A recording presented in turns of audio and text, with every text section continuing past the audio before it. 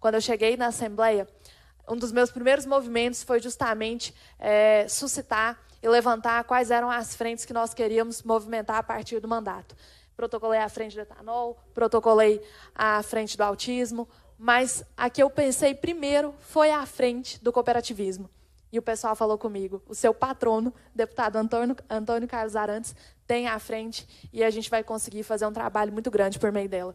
Então, é um motivo de muita alegria estar aqui hoje participando dessa reinstalação. O estado de Minas Gerais é um estado que se destaca a nível nacional pelo protagonismo no agronegócio. E eu tenho a alegria de dizer que eu venho da cidade que é a maior produtora, a maior exportadora de café na região. Estou ali também no meio do Alto Paranaíba, do lado de, enfim, Patrocínio, do lado de Coromandel, do lado de Monte Carmelo, Lagoa Formosa, enfim, cidades que capitaneiam também pelo destaque na questão da produção leiteira. Agora, há pouco, estava aqui o deputado Adriano Alvarenga falando sobre o leite. A gente tem, é assim, absurdo conceber políticas a nível nacional, políticas do governo federal, que fomentem a importação de leite vindo da Argentina, vindo do Uruguai, vindo da Nova Zelândia, quando a gente tem essa riqueza aqui dentro do nosso território. O produtor de leite está está enfrentando grandes dificuldades, grandes óbices no que diz respeito à produção. Isso é muito injusto. Cabe a nós, parlamentares, suscitarmos políticas públicas de valorização do produtor. Isso passa muito pela questão do cooperativismo. Eu falo em específico do leite porque a gente assistiu, né, a recente polêmica aí, enfim, de um ator global esquecendo que global é a nossa produção. Então, quando a gente fala do leite, isso sangra para nós, porque eu também, além de ser uma deputada cooperativista, eu falo que eu sou deputada cooperada, né, como produtora de café. Estou ali pela Cochupé, em Patrocínio.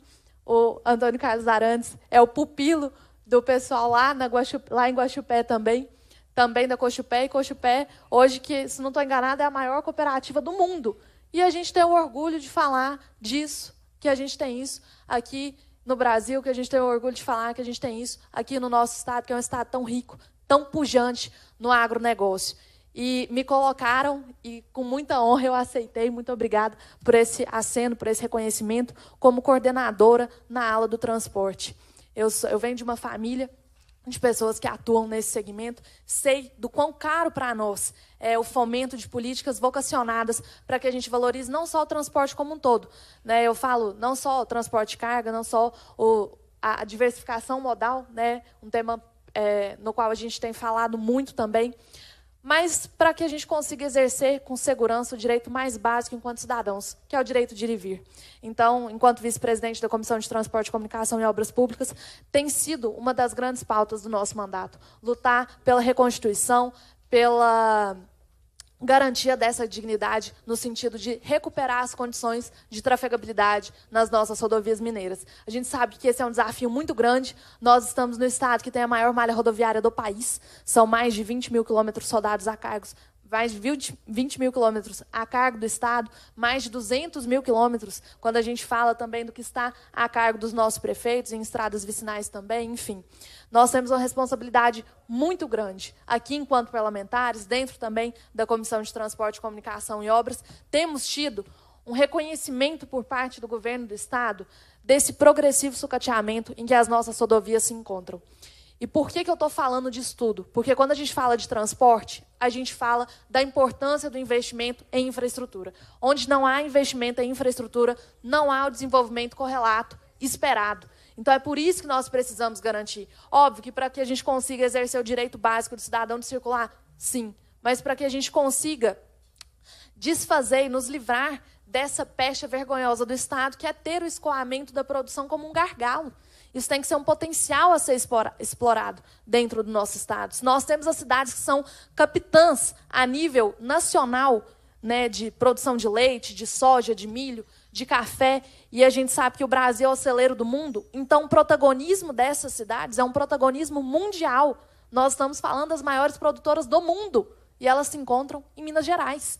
Então, nós temos uma responsabilidade muito grande enquanto parlamentares, e aqui eu reafirmo o meu compromisso, no sentido de fomentar esse desenvolvimento para que a gente consiga chegar para o produtor rural, e aqui falo como produtora de café também lá em Patrocínio, da dificuldade que nós temos. Aqui falei do gargalo da energia, falei do gargalo da questão do transporte para o escoamento da produção, mas a gente sabe de tantos outros, da mão de obra também. Lá na minha cidade, eu tenho orgulho de poder falar aqui que nós temos formatado alternativas para que a gente busque autocomposições, né, fora da judicialização dos conflitos. Enfim, quem está aí operando na agricultura sabe da dificuldade que o produtor enfrenta. Mas não só o produtor, as pessoas que se dispõem também a trabalhar nas fazendas e muitas vezes são alvo desse esvaziamento dos seus direitos trabalhistas. Então, a gente tem um gargalo também muito grande na mão de obra, no que diz respeito à legislação trabalhista. A gente sabe dessa dificuldade e o que a gente tem lutado aqui, principalmente na Assembleia, mas é um movimento que eu sou obrigada a estender também aqui e congratular cada um dos parlamentares que tem abraçado essa luta conosco. Nós temos lutado muito para que a gente consiga cada vez mais uma legislação mais eficaz, no sentido da garantia desses direitos, no sentido da tutela das pessoas que estão no campo. Porque quando a gente fala de um Estado que é essencialmente vocacionado para o agronegócio, a gente está falando do destaque de Minas Gerais, mais uma vez, não só no contexto nacional, como num contexto mundial. Então, para nós, é de uma responsabilidade tremenda sustentar isso aqui dentro da Assembleia Legislativa. E, para isso, graças a Deus, nós temos a segurança de contar com grandes parlamentares, com pessoas que estão voltadas também para essa questão. Ainda no que diz respeito ao agronegócio, que eu estava falando dos grandes produtores, né, que são abarcados também pelas cooperativas. E eu falei aqui da Cochupé, mas o traço maior da Cochupé é de abraçar também os pequenos agricultores, as pessoas que estão operando hoje na agricultura familiar. E aqui lembrou de forma brilhante, né, de forma muito sábia, a nossa vice-presidenta, Leninha, a importância da agricultura familiar. Quando a gente fala dos latifúndios, dos grandes produtores, a gente está atrelando isso a uma balança comercial superavitária do nosso país. Né? São produtos voltados para a exportação. Quando a gente fala de agricultura familiar, a gente fala de uma coisa mais séria do que isso, que poderia ser mais sério do que a economia de um país. Garantir a nossa segurança alimentar. Garantir que o alimento chegue na mesa do brasileiro.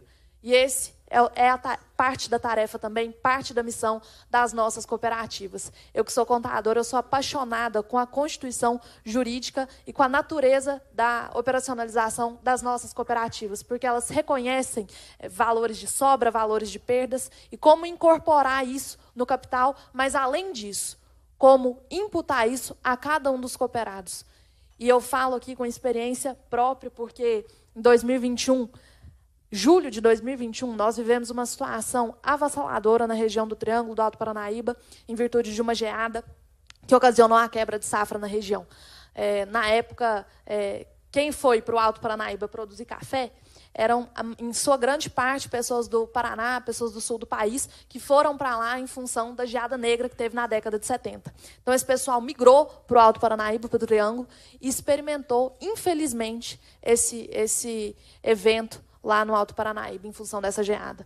Qual foi a reação primeira das nossas cooperativas? Lutar pelo acesso ao crédito, para que esses produtores, pequenos ou grandes, pudessem continuar operando, pudessem continuar fazendo aquilo que mais importa para o nosso país, que é produzir.